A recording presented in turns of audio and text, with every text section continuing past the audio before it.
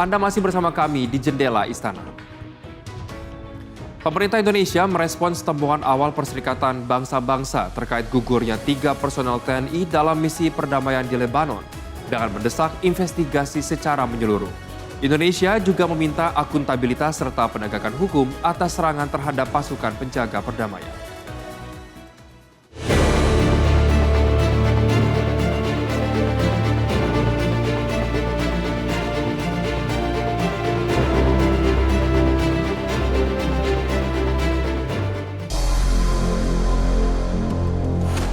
Pemerintah Indonesia menerima temuan awal Perserikatan Bangsa-Bangsa terkait gugurnya 3 personel Indonesia dalam misi United Nations Interim Force in Lebanon.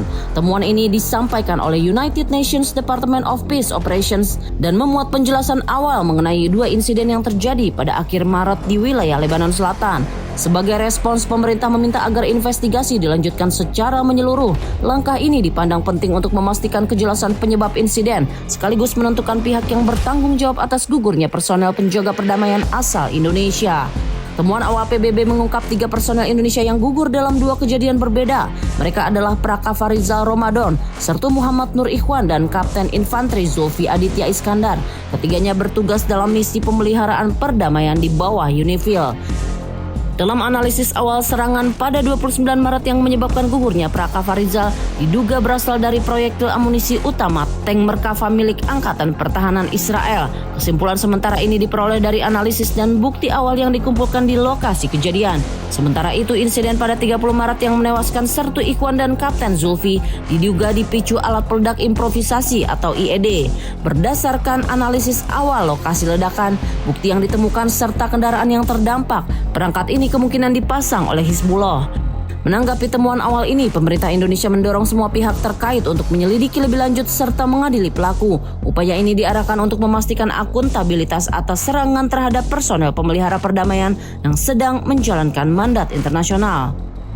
Pemerintah Indonesia telah mencatat hasil investigasi tersebut dan meminta agar PBB dapat menuntaskan investigasi secara menyeluruh, dan kita juga mendukung agar UNIFIL dapat menyampaikan protes secara resmi kepada para pihak yang terkait.